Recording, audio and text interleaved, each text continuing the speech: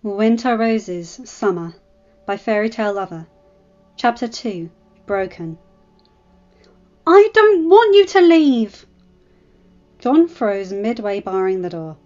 I wasn't aware I was leaving, he said, putting the lock in place and turning to his youngest sister.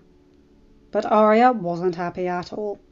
Mother says you'll leave as soon as you're married. I don't want you to. Can't you and Danny stay a little while longer? John sighed. Arya. Please, please, John, I don't want you to go. I was just talking to Father. The Blessed Island isn't ready for us yet. Danny and I aren't going anywhere for the moment. You promise? John nodded. But Arya, we will leave one day. We all will. Why? Well, didn't your mother leave Riverrun to come here? Uncle Benjen left too. Everyone leaves, Arya. I don't like that. Look, it's not like we won't see each other again. But it won't be every day. Arya, we can't change that. But I promise I'm not leaving for now. Father says it'll be at least another year. So, how about we go to our lesson? That seemed to perk the girl up. Can we try a sword today? Arya, John grumbled. Oh, come on. You saw this afternoon in the training yard. I'm done with archery lessons. Please, John. Please, please, please. He sighed. You'll go to Danny and ask her to help you convince me again, won't you? Arya smiled, unrepentant. You can never say no to her. Even when you're afraid Mother will disapprove.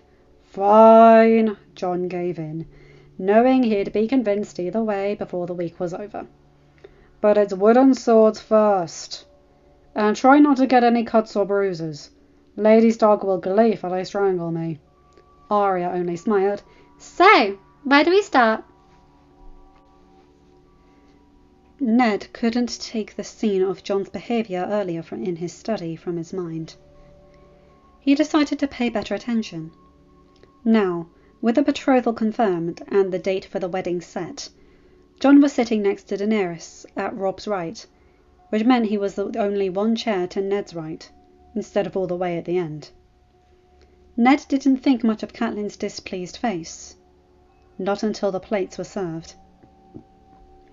It wasn't very noticeable to someone who wasn't paying attention. But Ned could see that John's plate had less food than the others. As his eldest still hadn't gotten there, his empty chair allowed enough room for Ned to force his ears to hear what Daenerys was saying. I'm so sorry. Hush, John whispered back. I was already expecting it, actually. It's my fault. I angered her in the embroidering. It's not your fault. I almost called him father in front of her. She wasn't going to let it pass. You know she always takes her anger at me out on you. He chuckled. She has anger enough for me. You know that. It doesn't matter. It hasn't mattered for a while. Ned watched John take a small bite, only to set his fork down with a sigh. Daenerys seemed even angrier. Oh, I wish she chokes! Stop it, Danny. Don't waste your energy on her. Leave her to her pettiness. Daenerys sighed, but started eating at John's urging, only to put her fork down as well. Well, she's inspired today. John sighed. At least this means I'll have company for supper tonight. Daenerys smiled sadly at his joke. They kept talking for the entire meal, and neither touched their plates again, nor were their goblets filled. Ned felt his heart shrink. Robb finally arrived, distracting his father with some story. Towards the end of the meal, Ned saw Sansa and Daenerys leaving the table. Then John and Robb started talking about something. When Robb got distracted by his supper, Ned watched the butler slip something to John, which he quickly put in his pocket before excusing himself. Ned clenched his jaw. The servant was removing John's and Daenerys's barely touched plates. Unsurprised, neither of them had eaten anything. Catelyn's handmaiden said she was going to the kitchen to fetch her mistress something. No need, the butler insisted. You rest easy, miss. I'll fetch whatever the lady needs myself. Oh, but you're serving. I insist. The kitchen is no place for a handmaiden. I'll go get it. I can finish taking the plates later. Ned sat back on his chair. Was what the butler slipped John the key to the pantry? Was Catelyn sending her handmaiden there to ensure John and Daenerys weren't getting food after all? Was this so normal an occurrence that it even had a system in place? Had he really lost all control of his own household? Ned walked into the room, hearing Catelyn coordinate the servants among piles of cloth. He'd spent half the night awake, trying not to feel betrayed by the woman he was holding in his arms. The woman he had grown to love despite their marriage of convenience and rocky start. He hadn't had much success. The servants immediately bowed their heads. "Ned!" she exclaimed, surprised. "I wasn't expecting—" "I found some time, and thought to come and take a look at preparations for the wedding. Not that I dispute your position running the household." Please let me be wrong, he thought one last time. Please let this be my mind running wild. Oh. He saw Catelyn get uncomfortable. Perhaps his suspicions were righter than he dared imagine. He should have inspected this years ago. But he had trusted his wife. Why wouldn't he? "What would you like to know?" she asked. "First, what about the feasts?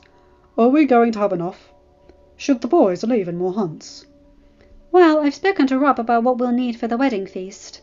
We'll need a pigeon pie, but I've worked out the rest." "Well, that's the wedding feast. What about Jon's name day?" he asked. Catelyn pretended not to understand. "His name day is in a fortnight. We will be having a feast to celebrate it, as we do every year." Catelyn's face contorted in displeasure.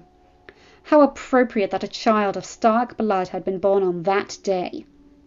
She had heard the boy's entire life. As if it wasn't bad enough that, other than Arya, the bastard was the only one who had the dark brown hair and grey eyes that marked the Stark features. The only son of Ned Stark who looked like a true Stark, and he wasn't Lady Stark's son. No.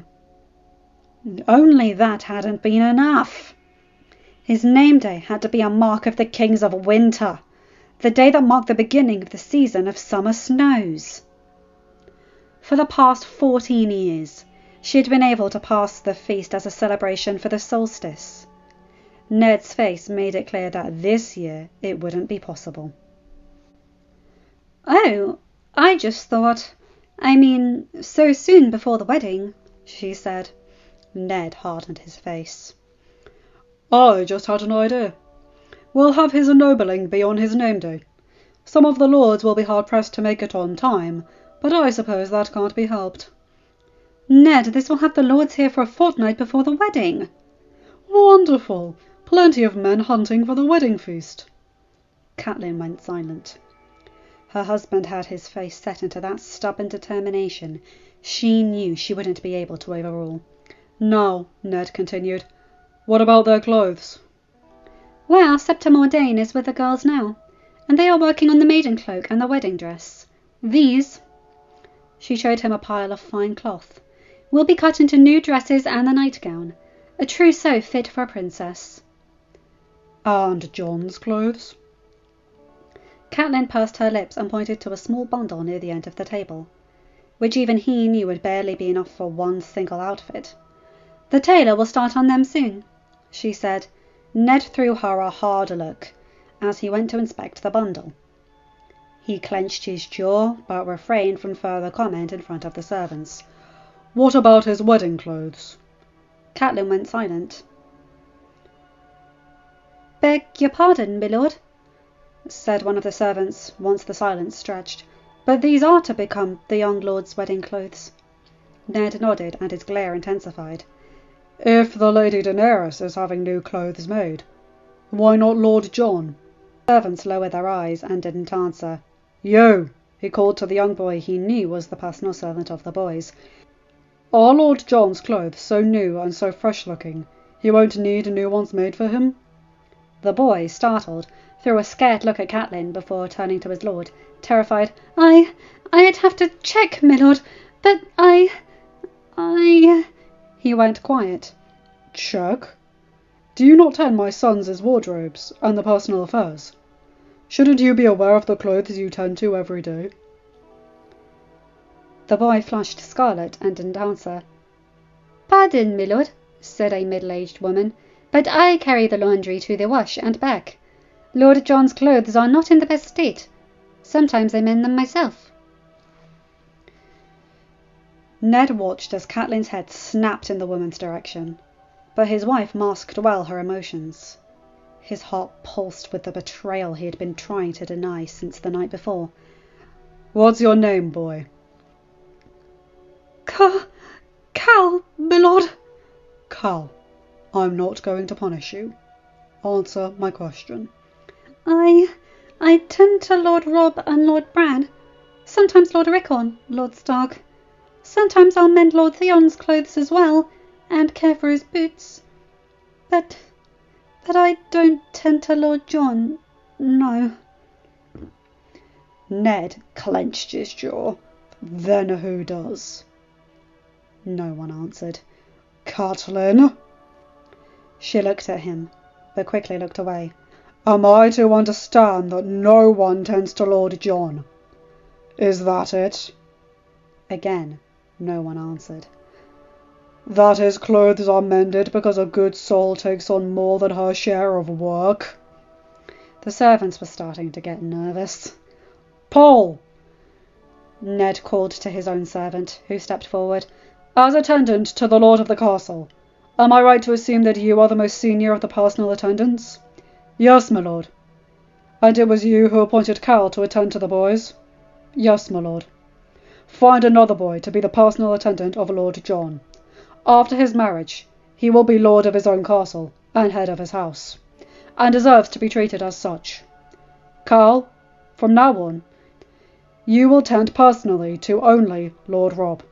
Paul, you will also find someone else to tend to, at the same time, Lord Theon, Lord Bran and Lord Rickon, since the youngest do not need as much attention and have help of their nurses.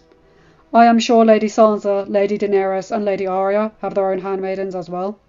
Yes, my lord, said the woman he recognised as Catelyn's handmaid. 2 young girls tend to the young ladies' every need. Good. Paul, I want you to look over Lord John's wardrobe today and see what needs to be replaced.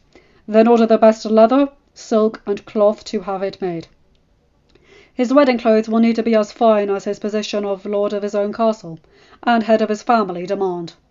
Lord Robb, Lord Bran and Lord Rickon will only have new clothes made for them if their current ones are deemed unable to be worn any longer until Lord John's entire new wardrobe is made. Am I clear? There was a chorus of, Yes, my lord. You, he called the laundry maid. What is your name? Isla, my lord. Find another girl to take your place. From now on, you're housekeeper to the future Lord and Lady Starling. And, for so long as they are to live in Winterfell, you are charged with inspecting the state of the wardrobe once you deem it necessary. Also, you will work with the Lady Daenerys personally to organise the details for the ennobling ceremony and following feast, to happen on Lord John's name day, as well as organise the details of the wedding. And you will report to me personally, not to Lady Stark. The woman curtsied deeply. Thank you, my lord. The servants were now in a tizzy. Lord Stark had, in one fell swoop, punished Lady Stark and made sure she wouldn't be able to take it out on the one who actually spoke most against her. Servants may serve their lady, and certainly share her feelings as regarding her husband's bastard, but most in the castle couldn't deny that Lady Catelyn was too cruel, and Lord John only too kind. Paul, have Poole, the butler, and the cook sent to my study as soon as possible. Catelyn, come. He left the room, hearing his blood roaring in his ears, barely containing his anger. He sat at his desk as Catelyn closed the door behind her. Explain yourself. She remained impassive. I don't have anything to explain. Ned finally exploded and punched the table. Catelyn's mask wavered as she was startled. "I saw how Jon was acting in front of you yesterday. Meek and submissive, not looking me in the eye. And I didn't like it. I watched him at dinner and saw his plate, and how neither he nor Daenerys ate anything. Now I see you have even had his clothes held back. Why?" "He is. I hope you keep in mind that he is my son before you finish your sentence." Her nostrils flared in anger. "He is not my son." "I know. And I told you I could never apologize enough for that. But he is my son, and he will be treated as such. I hoped, though I knew it wouldn't be realistic to expect you to make him feel at home. But he is home. I hope I've put an end to your pettiness. Because if I hear or see any evidence of the contrary, the consequences will be worse than appointing new servants." She was trembling in anger now, and decided to turn to leave, aware that no excuse or further arguing would help her. "Catelyn," Ned called as she turned at the door. "I hope Poole, the butler, and the cook don't tell me you've kept meals from my son. That last night was a one-time thing. And, for your information, none of them will be taking leave of this house for a long time. By their request, or yours." She slammed the door behind herself as she rushed away from the room. Could she hope for the two servants' allegiance to her instead of their duty to their lord? Why, oh why had Ned decided to meddle in household issues? End of chapter. Hi guys, hope you enjoyed that. I hope I got that done right. These next two chapters, even though they are nasty, are actually two of my favourite in this. Seeing Ned see what goes wrong and immediately, without any floundering or bureaucracy or bullshit, just comes in, swoops it all up and just fixes it.